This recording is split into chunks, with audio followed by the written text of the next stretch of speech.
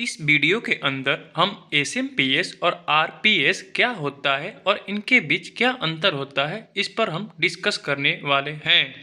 साथ ही कुछ गलतफहमियां जो कि लोगों के मन में रहती है अक्सर एसएमपीएस और आरपीएस के बीच अंतर बताने के दौरान, ताकि अगर आप भी वो गलती कर रहे हो तो गलती अब दोबारा ना करें।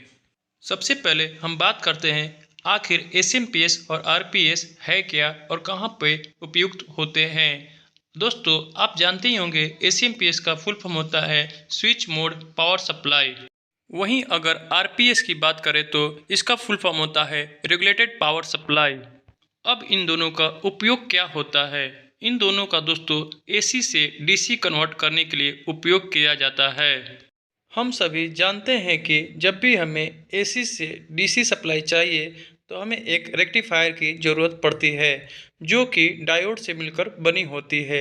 लेकिन दोस्तों, प्रैक्टिकल लाइफ में जब भी हमें डीसी सप्लाई की ज़रूरत पड़ेगी तो हम डायोड से बनाएंगे नहीं, मार्केट जाते हैं और एसएमपीएस या फिर आरपीएस खरीद के लेके आ जाते हैं और उससे हमें डीसी सप्लाई मिल जाती है।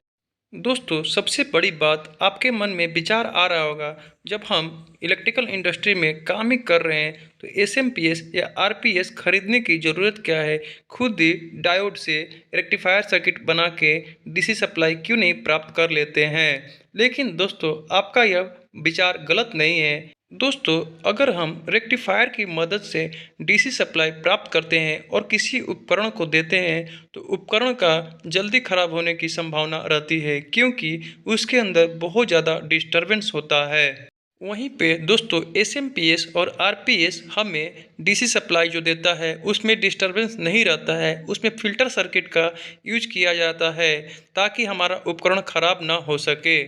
दोस्तों, अब आपके मन में यह विचार आ रहा होगा कि एसएमपीएस और आरपीएस जब हमें डीसी सप्लाई ही आउटपुट देते हैं तो दोनों के बीच में अंतर क्या हुआ? दोनों तो एक ही काम कर रहे हैं। तो चलिए दोस्तों, हम पढ़ते हैं दोनों के बीच में अंतर।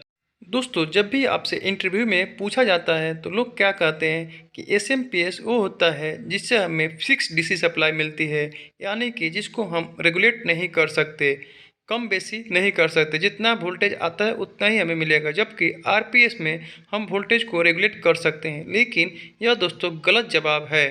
दोस्तों, यह गलती आपको कभी नहीं करनी है। दोस्तों, जो एसएमपीएस और आरपीएस होता है, अगर मैं एक लाइन में बताऊं कि इनके बीच क्या डिफरेंस है तो मैं बताता हूं दोस्तों कि जो एसएमपीएस होता है उससे हमें जो डीसी सप्लाई मिलती है आउटपुट में, वो हमें मिलती है स्विचिंग सप्लाई के तहत। जबकि आरपीएस से जो हमें मिलती है वो होती है लीनियर पावर सप्लाई। अब आखिरकार स्विचिंग पावर सप्लाई और लीनियर पावर सप्लाई में क्या अंतर है? दोनों से जो वोल्टेज मिलता है हमें आउटपुट, वो डीसी सप्लाई ही मिलता है। दोस्तों, जो एसएमपीएस होता है उसके अंदर एक चॉपर सर्किट लगा रहता है, जिसके अंदर मॉसफेट और पावर ट्रांजिस्टर लगा रहता है, जो कि बहुत ही फास्ट स्विचिंग करता है, तभी हमें यह स्विचिंग सप्लाई मिलता है। जबकि जो आरपीएस होता है उसके अंदर हमें जो डीसी सप्लाई मिलता है वो हमें रेक्टिफायर और ट्रांसफार्मर के मदद से ही मिलता है।